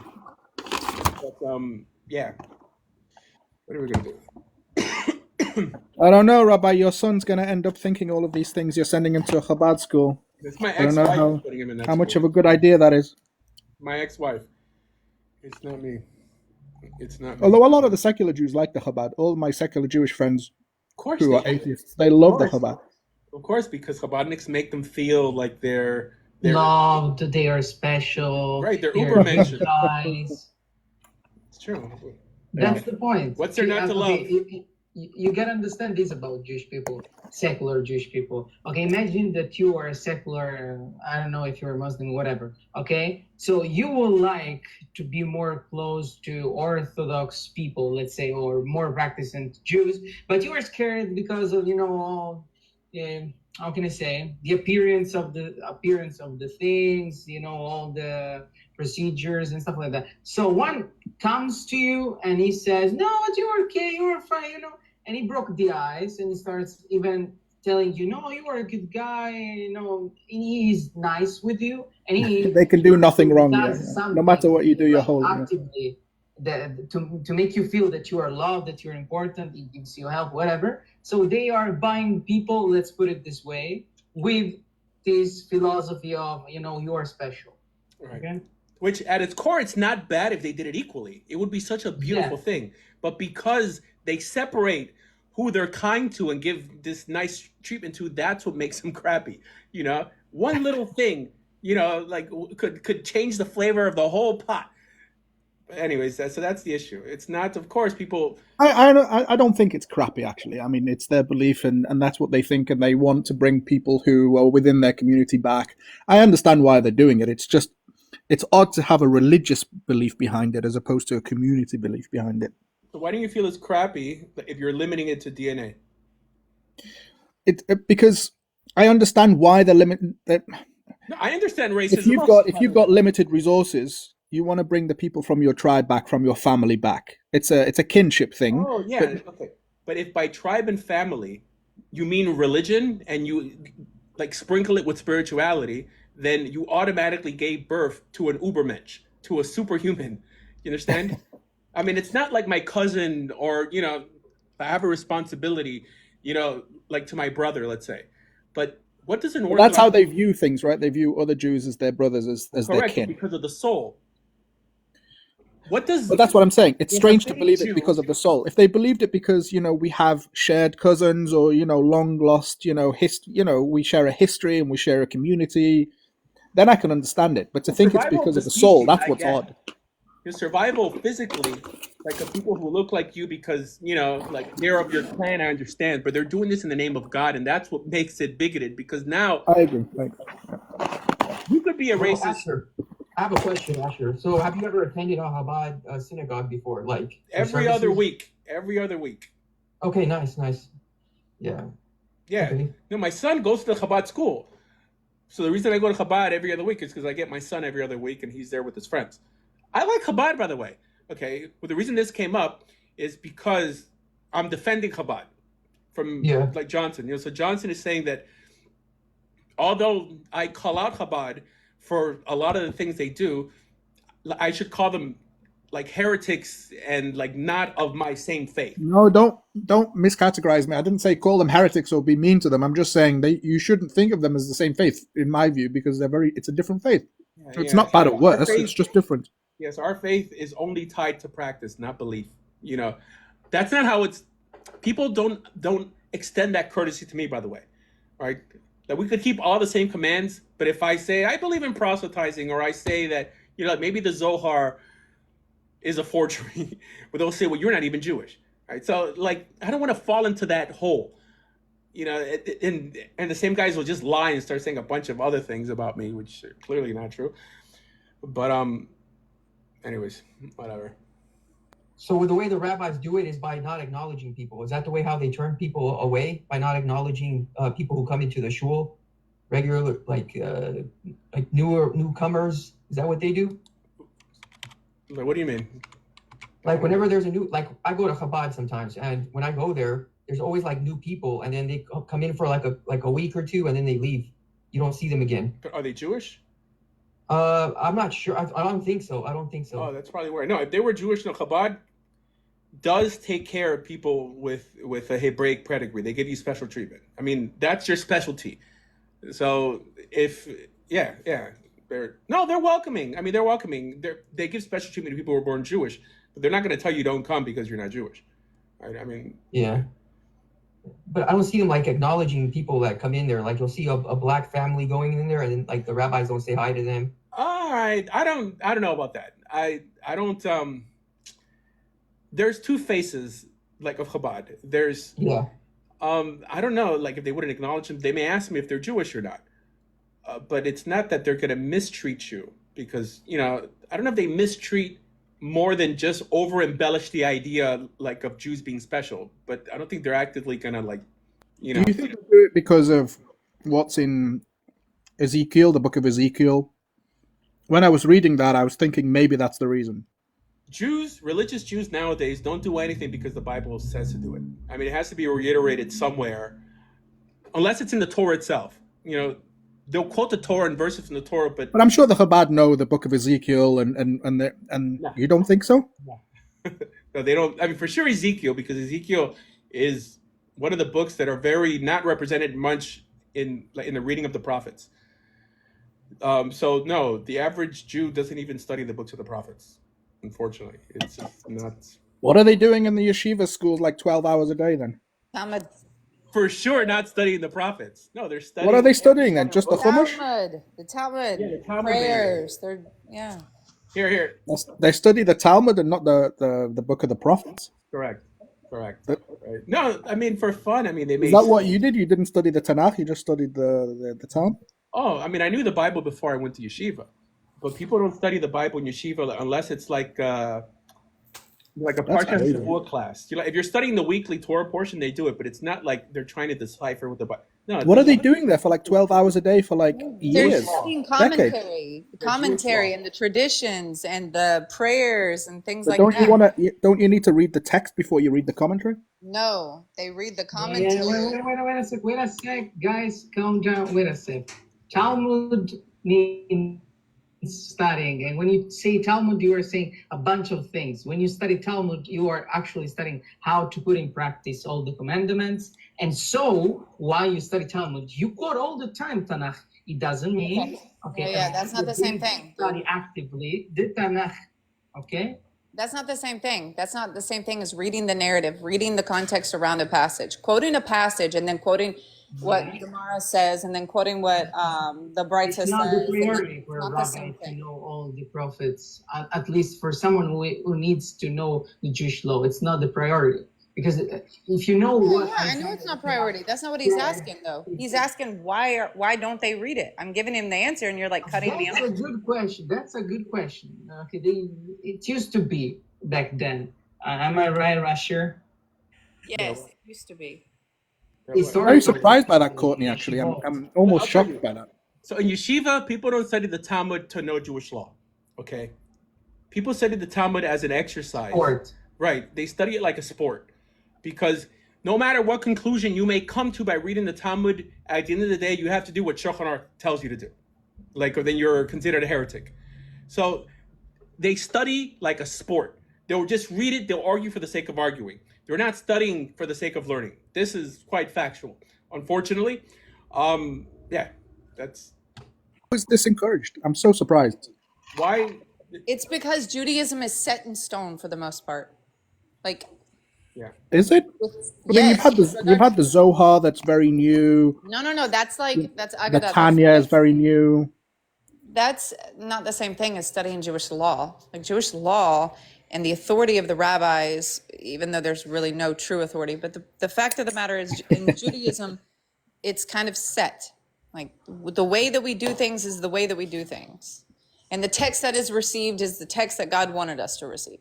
So it's no point in really arguing. Okay, that's fine. That's the same. That's the same as Islam, but arguing is a sport, and and for the sake of it, that's for me. That's very strange. The reason why they do that is because if you read Jewish commentary, you have, a rabbi commenting on a passage, and then another rabbi commenting on what they said, and then he said, and then you have to go to the Breitza, and then you have to figure out why it was said this way, and then they're looking at the law that it's pulled from, Gezerah Shava, and then there's the reason why they do the arguing back and forth is because it's kind of the tradition. When the rabbis don't have it. I mean, they don't do, like everything that you describe is not done nowadays. That's only in Talmudic times. So nowadays, that's what I'm commenting on. What? That's what I'm commenting on. Oh, like in Talmudic days. Yeah. Okay, all right, I'm sorry. With the quotations and why they're arguing, and so the. What about now? Why are they arguing now? There's no reason. There's no basis for Torah study the way it's done today. No basis. They're trying to, in some way. How can you say that, Rabbi? I mean, for me, this is like. No, I'm going to explain why. As a Muslim, I mean, this is like mind blowing for me because you're saying that people are essentially, carrying out their faith or Judaism incorrectly or with no basis. Okay, I'll tell you why. They're trying to emulate what they pick up from what they read in the Talmud. They see the academies in the Talmud on how they would learn. They're trying to recreate that, but it doesn't apply nowadays because we don't have the authority to change anything or modify anything. They weren't studying back then for the sake of studying. They were studying for the sake of developing new laws. Now we study for the sake of studying. It makes absolutely no sense. This is why Maimonides stepped in his introduction to Mishnah Torah. He says, now that I have codified all of Jewish law for you, you don't have to study Talmud anymore. Because the reason people studied back then was in order to decipher what to do and what not to do. Today, like I said, learning in Judaism has become a sport. It's just you could study Talmud day in and day out and never be allowed to say, I'm doing one thing different in my Jewish life, even though that practice appears nowhere in the Talmud. There's many practices we do now. Couldn't you write a better book than the Mishnah Torah by Maimonides? What? I'm saying again? What? Couldn't you study enough so that you could become the next or better Maimonides, the next Rambam? What do you mean? I mean, the laws don't change. I mean, the Rambam didn't really make things up. He just brought down laws. Well, he codified it. He interpreted it, right? Could you be a better codifier? In other words, could you? Yeah. Other people have tried to codify it, right? Like putting straight, this is the conclusion. Okay, after all we have said, after all you have in the Talmud, the discussion how to put in practice, for example, the Shabbat. Okay, this is the conclusion. During Shabbat, if you go in the Talmud, passage X and Y, you are going to find that you're going to do this, and that, with all the quotations, even in the Torah and the Tanakh. Okay, so yeah, but lots of people have tried to codify it, and they all don't agree, right? Is my understanding. No. There's probably maybe 4 or 5 major codifiers of Jewish law, and then there's compilations of Jewish law. Which do they all agree? The codifiers? I'm sorry. Do they all agree? No. This is where you have compilations of Jewish law that will take like the best out of 3, right? Like if 3 agree on 1 and 2 don't, they'll take the 3 to in some way purify it to come, because the disagreement are unambiguous rulings. And that's how you're going to get like Shulchan Aruch, because you're going to get some the Rambam, but then you're getting opinions of others as well. So it's just a modern version. It's not a science, unfortunately, but what's done today in the Jewish world could completely be halted and Judaism not suffer in a bit in terms of Torah learning. If you would close down every yeshiva, the academia would not suffer in the Jewish world because Jews have the books at home. This is all done for show. And communities, the way they distinguish small communities. Why did you do it, Rabbi? Because I was a convert and I didn't know anything. I mean, I'll tell you, I converted to Judaism. And one of the first things I did was move to Israel to learn in yeshiva because I didn't know anything. Right? I mean, it took me almost 3 years to convert. And then I realized that in yeshiva, I also didn't really learn anything. The bulk of my learning was by self-study because in yeshiva, you can't really question. There's a lie that Jewish learning revolves around asking questions. It's not true. You may ask the question, but if you're not happy with the answer, then they'll kick you out of the yeshiva. So you're basically just asking for can you repeat the statement? You're not painting the best picture, Rabbi. Well, I mean, it's the truth. I mean, everyone who learned the yeshiva would agree with me, okay? Now, in Talmudic times, it's different because you asking the right question could actually change the halakha for the whole nation. So now, like almost everything that exists in Judaism, it's like a weird black and white copy of what actually existed when there was a Sanhedrin and like real academies in Israel. But now it's all for show. The way they distinguish a serious Jewish community from a non-serious Jewish community is whether they have a yeshiva and a kollel and a seminary for girls and all that stuff. But it's all for show. It's there's no real job for a rabbi nowadays. If the job of the rabbi is to tell you what you're able to do and what you're not able to do in Jewish law, all that has already been codified. This is why Maimonides specifically writes, now that he has codified all of Jewish law, you don't have to study Talmud anymore. The Rambam wrote this. He said that? Yes. It's in his introduction to Mishnah Torah. It was a big problem at that time. Correct. Because Wow. it left a lot of rabbis looking for jobs by people who took Maimonides serious. And it's true. The reason they had scholars back then, because they didn't have the title rabbi in the time of Maimonides, was because in order to understand the Talmud and understand the do's and don'ts, you needed someone who was fluent in Hebrew and in Aramaic and knew all the other laws to be able to come to a conclusion to tell you, you can't do this and you could do this. So how does somebody, if that's the case, and I'm sure it is, how does somebody like for example, an up and coming, rabbi that is exalted above all the others? I'm thinking of someone like the Shlomo Yehuda guy, the young guy in Israel now, who's, a lot of people are thinking that he's a messiah and all of this stuff. How does he differentiate himself if we don't need rabbis? Having a photographic memory or something trivial to that extent. Yeah, that's it. And being an image, like for the Jewish people. Well, the reason he's called the Yanuka, it's because it's Aramaic for like the genius child. They admire things that have the what? I'm sorry? The protege in English, maybe. Right? Yeah, but it has nothing to do with someone uncovering something new or deciphering something that's old, right? It's just brain power. Like if you're able, on how many portions of the Gemara can you memorize? But it's not like acts of charity, granted, but the Lubavitcher Rebbe did a lot. They say he's like been healing people and he's performing miracles. No, it's just having a photograph. I read that he performed 5 miracles. Well, about you and I, they don't tell such stories. It's about having a photographic memory. It's what grades you get and how many of the older rabbis can you impress. That's it. That's what gets you labeled, like a tzaddik or a gadol, unfortunately. I mean, I'm just going to say he wasn't in the temple confounding the rabbis at age 12 like my rabbi was. All right.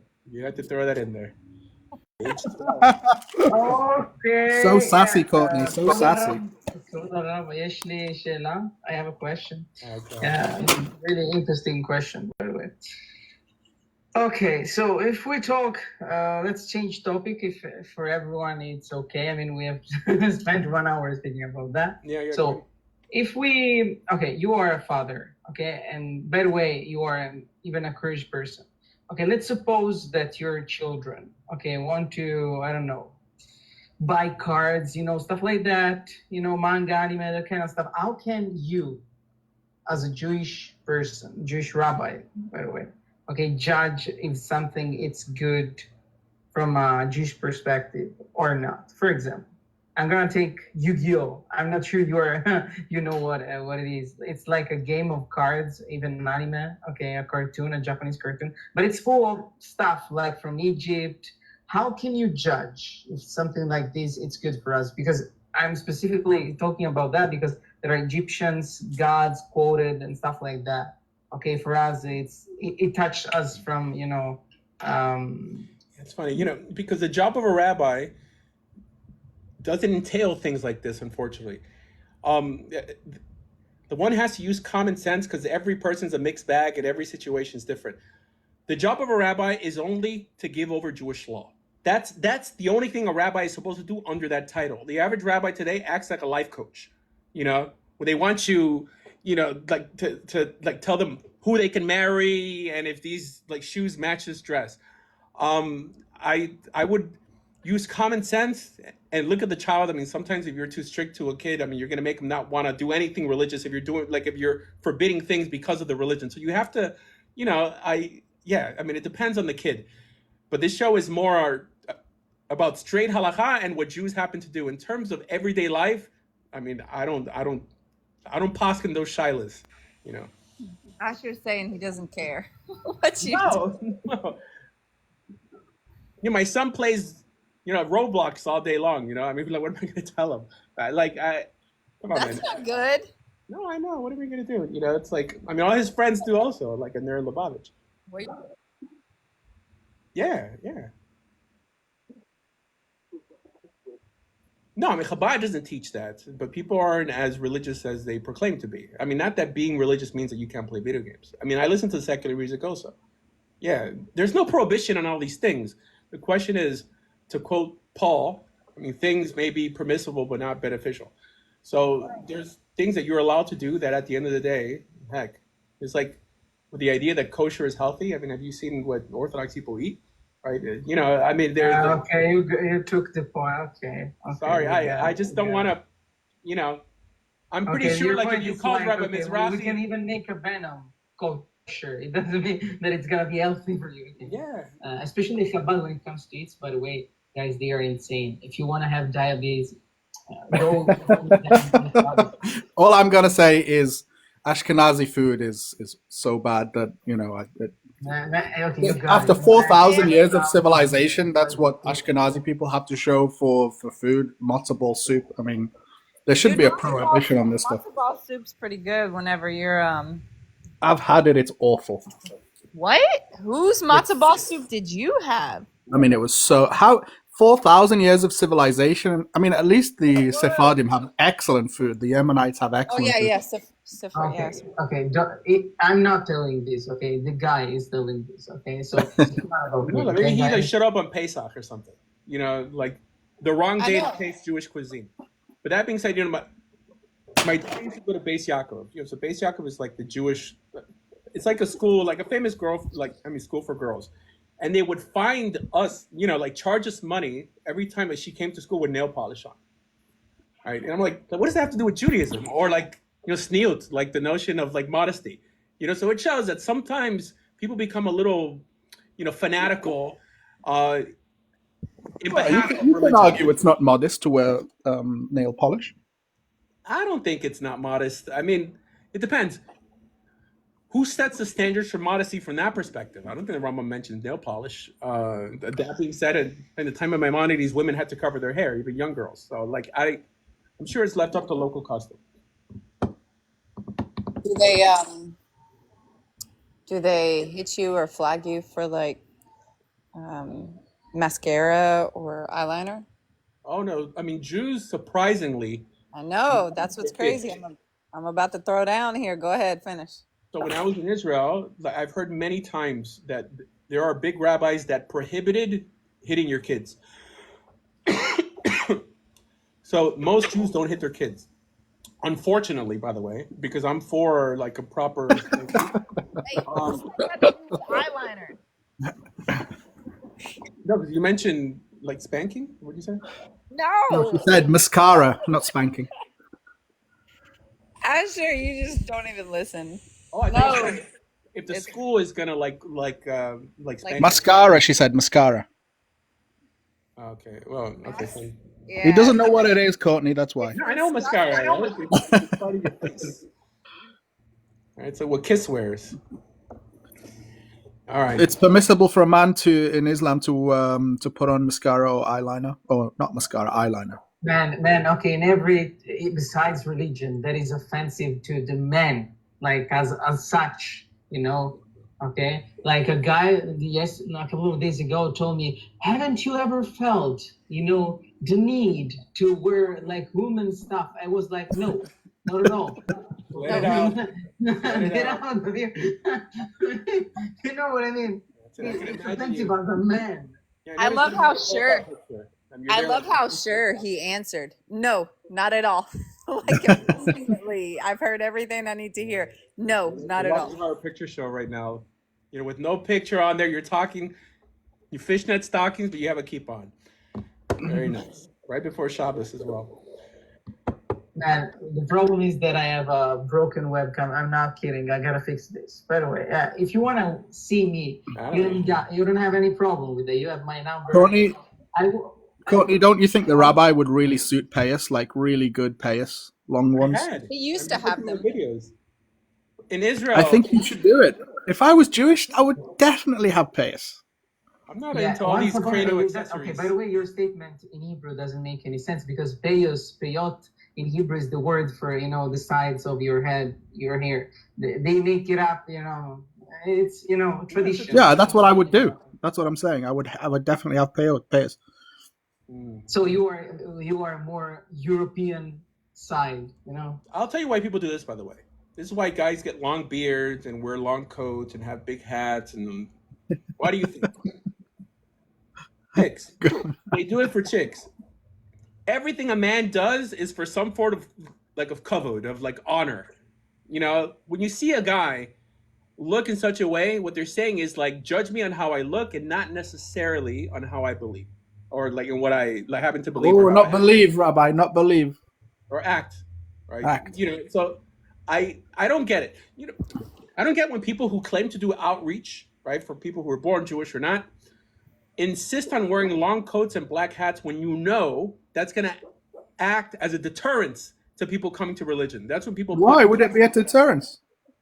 Oh, well, for you, it's not, because you want to have your little curls, right? But the average person that wants to look like, R. Kelly, or, I don't know, give me someone like Ryan Gosling, and still be Orthodox.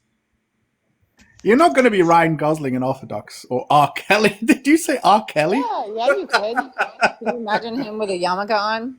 Drip, drip, drip. I want to be on you. Anyways, here, describe yourself, Johnson. Let me see. What? Let's I bet you're tall. Like a Go ahead, Courtney. 6'5". You sound a little bit British, my dear.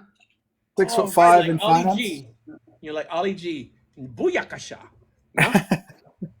No? Ali G is one of my favorite characters, obviously, by Sacha Baron Cohen, Right. who initially called him, I can't remember the name, it wasn't Ali, it was like Mohammed or Mahmoud, and then he got quite a lot of backlash because he was trying to do this, wayward Muslim guy, but then he got quite a lot of backlash, so he took that out of him and called him Ali. But it's one of my favorite characters. I think he's a genius. Uh-huh. Courtney, what did you say? Sorry? I'm sorry, can I jump in for a second? Yeah. Is that okay? Okay, sorry, I apologize. I don't want to get off topic, but I just had come up because I heard Johnson earlier saying like you can't believe in Messiah and follow Torah, but honestly, I see more and more. Oh, I thought you did. I apologize. I thought you did.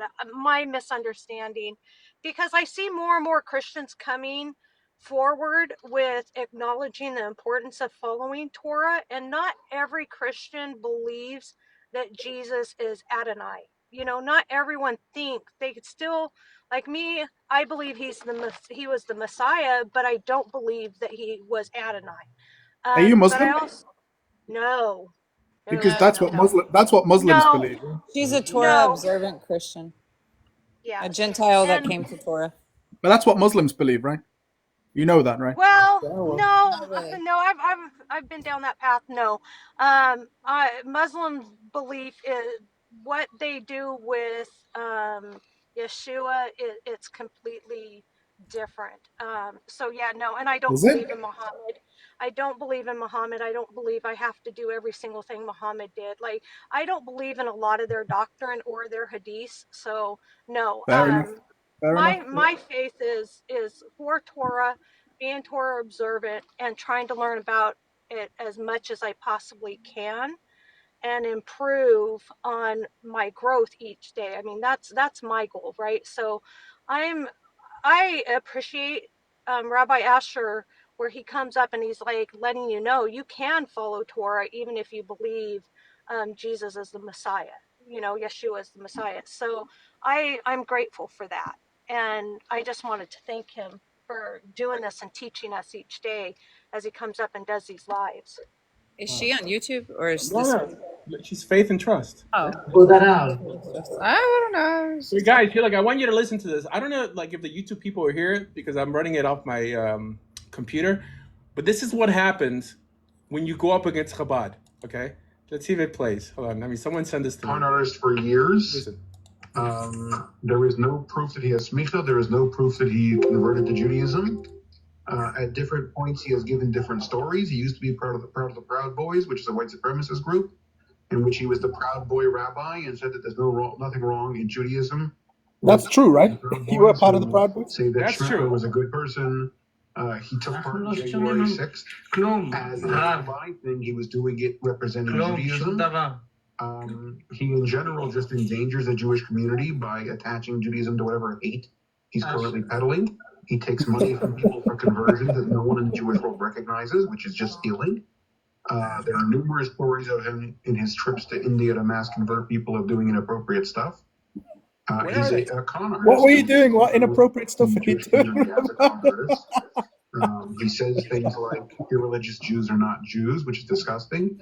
He said that the women who were raped and kidnapped on October 7th aren't Jewish because they were at a music festival on the holiday, which is despicable. It's just vile, hateful things.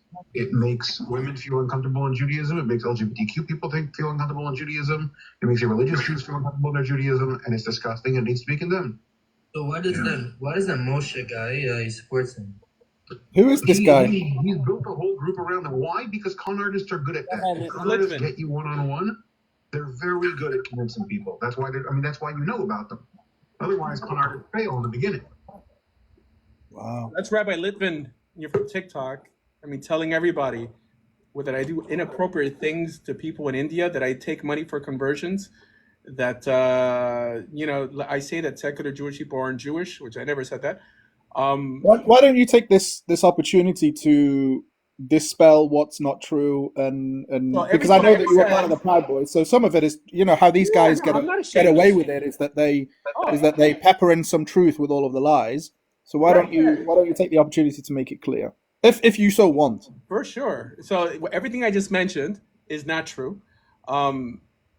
What is you don't true, take money for conversions, and you haven't done inappropriate things with Indians. Anything weird in India, and if somebody knows of something, please bring the proof, right? I mean, there's anyways, it's true that I was at the Capitol on that day in January. I was actually the vice president of this organization. That it is not a racist organization, although there are people who crept in who are racist, but we tried to kick them out many times. Right, like every group, I'm sure, like in Islam, you feel the same way of people misrepresenting their religion. But the group itself, the chairman was a black individual, so how could it be a racist organization? I am a Trump supporter. This guy dislikes Trump, and so that's what's true. But everything else, people make up because. What about this issue about those women who are in the rave? Yeah, where did you get that from? They're fully Jewish. If you have a Jewish mother, you, according to Judaism, you're Jewish. Okay, you're Jewish. But where? No, I know. But where did he get that from? I have no idea. I mean, where It's do you get all that stuff such a from? specific lie.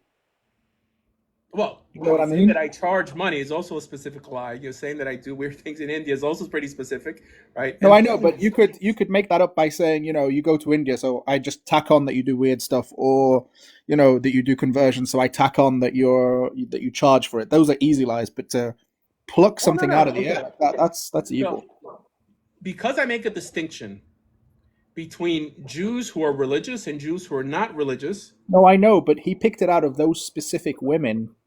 So that's why it's called demagoguery. That's evil. Yeah. So it's appealing to people's emotions, especially women. So just know that I'm not hiding these comments, but people say, people follow this individual when I want the proof. I mean, heck, if I'm harmful out there, put the actual proof, but it just can't be lip service. It just can't be stuff that, hearsay, and then, and that I'm fake Jewish. This guy's like in his 20s or 30s. I'm 46 years old. I've been doing this online since I was 20. Most people know who Meza is, okay? And I started doing this when I was living in Israel, and I'm an Israeli citizen on top of that. So I fooled the state of Israel also, about being Jewish. It doesn't make any sense. I mean, it's not very easy to get validated by Israel as Jewish, because the average person can't move to Israel officially because there's a verification process. But just know, this is this Rabbi Litvin online who says these horrible things about me. I mean, I call him Rabbi. I don't care. I mean, that's his preferred pronoun. But all I want. Okay, this is a good one. All I want is to have a dialogue / debate with the guy and see what he knows. That's all I want. But just for those. But I didn't hear anything. Who is this guy? No, you don't want to make names, right? No, I did. Litvin. Okay. Yes. I didn't hear anything on the stream. There wasn't anything. No, the problem is because you're on my computer and the audio was from my computer. It sort of cancels it out. Okay. So. Yeah. By the way, I mean, yes, it's easy to send a war against you because you are thousands and you are alone. I would love to see you do a debate with they don't got any proofs, by the way. And by the way, I gotta thank you, not them, for many things that I've learned and stuff like that. So, guys, I know that what we talk about on this show, you're not gonna get anywhere else. Okay. This is why I would like for you to do a debate with Mizrahi. That would be such a I've challenged Rabbi Mizrahi to debate. He said no. I challenged Rabbi Yaron Rubin to debate. He said no. If you fundraise and give him some money, he'll do it. Mouth to pronounce that name. Right. No, I love the dialogue. Mizrahi is like he would do it if you gave him some money. Oh wow. That's me. That's me with Tovia. I'm fixing to. Tovia! I love Tovia. Tovia is different class. Different class? Sure. I know you guys hate Tovia. No, it's not true. It's not true. Okay, I mean, I listened to Mizrahi's latest one yesterday. If you want agree with him, but he's a nice guy. If you're feeling slightly depressed or you need a laugh, you should listen to his stuff. I mean, it's excellent. He's charismatic. You remember Mizrahi's charismatic. It's excellent. His stuff is excellent. I mean, he's so bombastic. He was comparing in his lecture yesterday. It was 3.5 hours. I listened to all 3.5 hours. He was comparing the secular Knesset members and saying that they were worse than the Ayatollahs in Iran in how they treat Jews. So I thought that was fantastic. But his argument was good though. I listened to it also. I mean, when you listen to his argument, he couldn't say he was wrong per se. Yes, you could. I think you definitely could, right?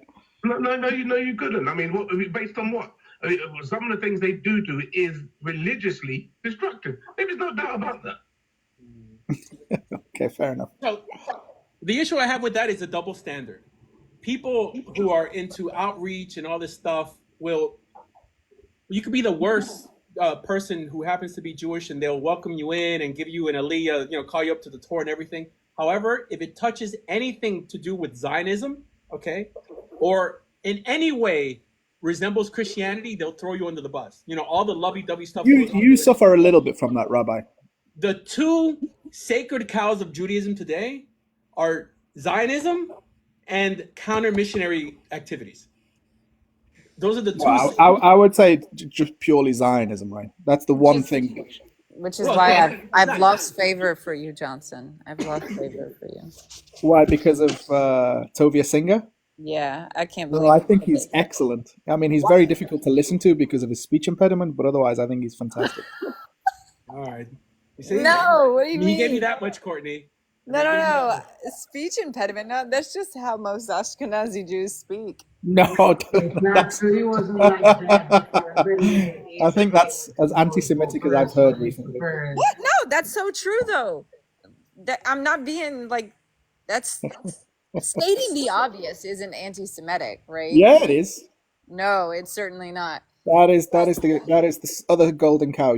Right now you can't say anything negative in most circles about Jews, rightly or wrongly. But no, I really do want to know, why do you think he's in a different category? Because there's lots of like Rabbi Bar Chaim, like great rap, like that's someone worth listening to. I like him. Yeah, I like. He's more difficult to listen to. But guys, to have a big audience in the social media realm, you have to be a bit of a showman, okay? And just that portion, being charismatic, does it for the vast majority of people. It's not about how much you know, how much you can defend. If you speak well, you make people laugh, okay? And you're not like a horrible, looking person, right? It'll win. I mean, this is why people run for presidents that look the way they do. People are on TV shows. In terms of brawn and pizzazz and showmanship, that trumps patience, kindness, knowledge. Yeah, it's not even. Okay, but what does that have to do with why he listens to Singer? Well, there aren't too many rabbis online, okay? Man, now you are liable for listening to him. Let me tell you, Courtney, my honest opinion. Right, there is a lot of interdialogue between Muslims and Christians. There's a lot. You already gave me the answer I figured you would give. Yeah. Because you're looking for counters to Christianity. No. So there's a lot between Muslims and Christians, but then the Jews, there's very few Jewish rabbis or groups that show up to these debates. And he's the first one that I saw that had any sort of debate. I enjoy the back and forth. So I've listened to all of the the Muslim Christian debates. Some of them are good, some of them are boring, but they're interesting in terms of or even the Christian debates. The Michael Licona with Bart Ehrman and David Wood, etc. All of these debates are very interesting to me, but there's very few Jews who partake in it. And he was one of the few, or one of the earliest that I encountered. That's why I liked him, to be honest. Yeah. His style is bombastic, and he's quite rude about Christians. So obviously, if I was a Christian, I wouldn't like that. But he knows both books quite well. I think I don't think he knows them extremely well. And so that's why I like him. It's not about showmanship or anything else. It was apologetics should run like the UFC or like boxing on TV with Mike Tyson. Yeah. In order to be on top, you have to fight everyone on the bottom to get there, and you have to keep fighting to stay there. That's the only way apologetics should work in the real world. That's right. Yeah. Courtney, why is it that you don't like him? I mean, obviously put aside what he says about Christianity, but what is it about his style that you don't like? He's dishonest. Because you're a Christian. That's why. No, he's dishonest.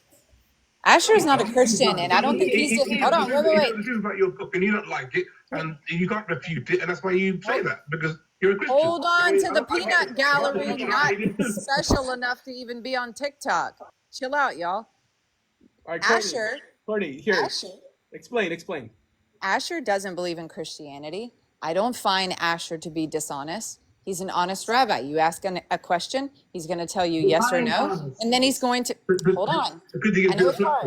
I know it's hard. Just hold on, mute. And he gives his honest answer, and he says what Judaism actually believes, practices, teaches, and where it might be wrong, okay, and where it might be right. That is not true of Rabbi Singer. So regardless of whether you think he would beat me in a debate, and I'd love for every single one of you on YouTube right now to blow up his email, phone calls on Sunday, telling him to accept the challenge to debate Courtney from biblical apologetics, and I will throw in some money. Tell him to hold on. He would destroy Tell him to accept the debate. Hold on, guys, relax. You'll meet your savior real quick in that debate. Relax. I mean, there's no point. There's no point of insulting anyone like That's that. just rude. Okay, so Courtney has like a whole library of debates and lectures, a lot more than Toby Singer, by the way. Okay, so I before saying that, grade her properly by watching other debates she's had. For sure, right now, he can't debate because he's like already, like he has like dementia or something. Toby Singer today is not Toby Singer 30 years ago. Okay, so just use equal scales when you're saying that Courtney will lose a debate. I don't think Courtney would lose a debate. I think she would lose because I don't agree with her religious position. I think. Oh, well, then that's misleading. That's what I personally that's so funny because isn't that that's his charge against me? He's like, you don't like Singer because he doesn't agree with you. Yet I like Asher. Asher's fine. Asher doesn't agree with me.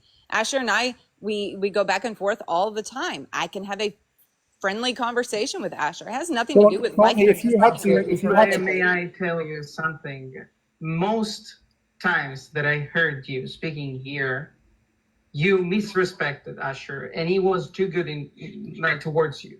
You interrupted him. She never interrupts you. That's not true, bro. I'm telling you, that's not true. I've been on here many times. I've been on here many times, and Courtney is always polite to Rabbi Asher. Always. It feels to me like they're really good friends, actually. I don't even know this lady. Yeah, well, she's always on your live, so it's that you guys get on really well. I've never seen her interrupt you or be rude. No, come on. No, I respect Asher as a person, as a man, and as a rabbi. Absolutely. And if he ever tells me to be quiet, do what? You should get on your own Christian life and leave the Judaism one alone. No, don't do that. What are you doing, bro? This is the whole point of his life. We have Christians, Muslims, Jews. I mean, read the back of his thing. Can they see that, Asher? Yeah, well, I mean, they have it on like YouTube also. This is the only way we're going to grow, by talking to people who disagree with us. This is the basis of the show, but we have to be nice about it, right? Like if.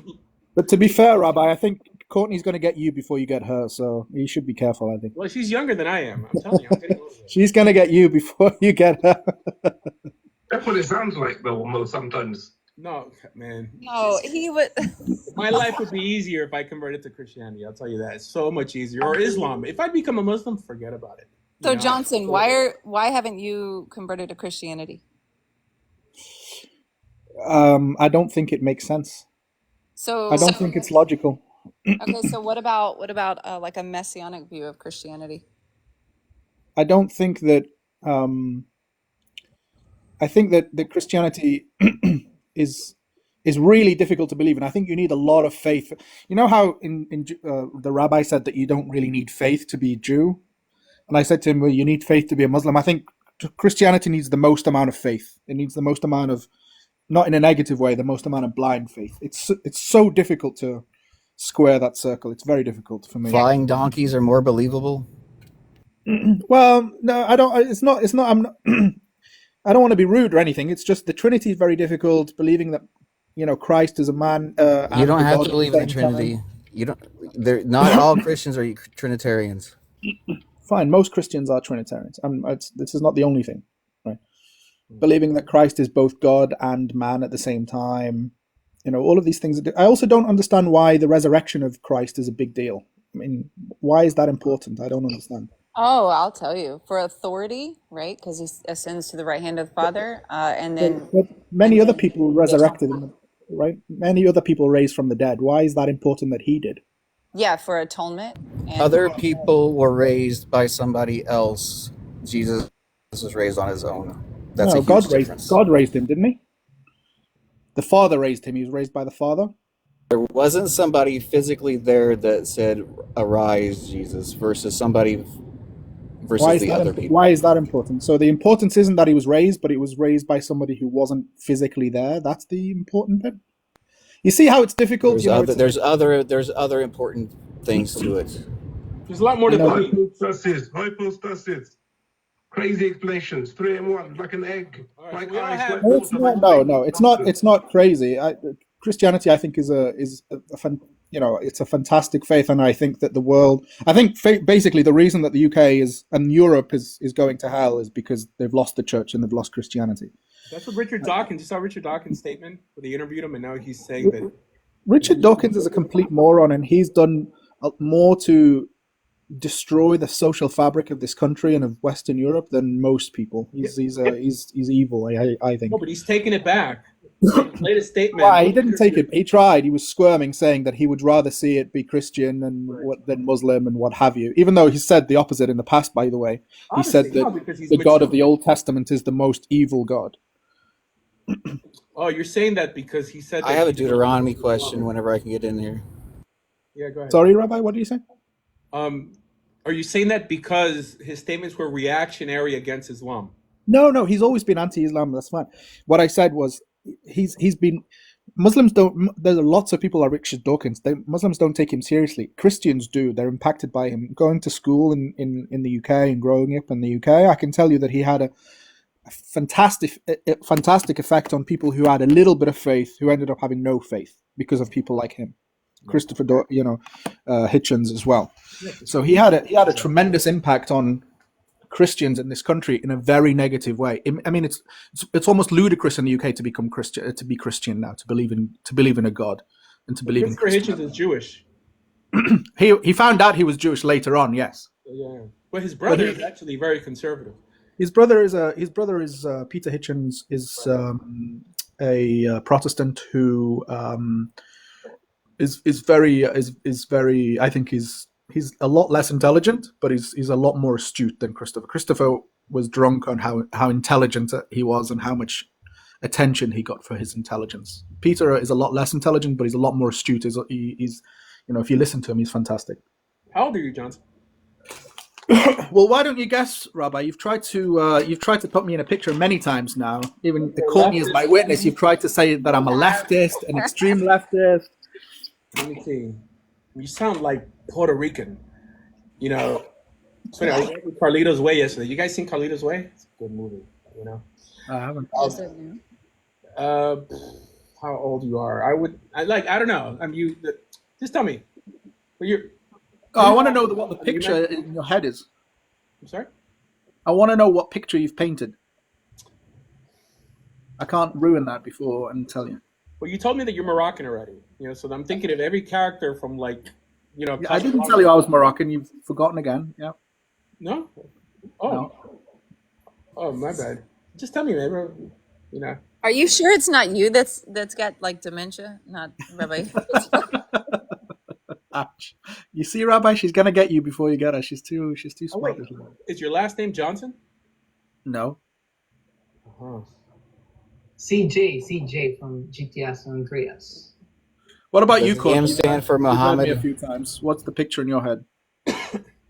I think you're probably fairly tall. I think you're about 30, mid 30s. Although sometimes when I hear you speak, I think he kind of sounds young, but the way that you speak sounds like you're much older.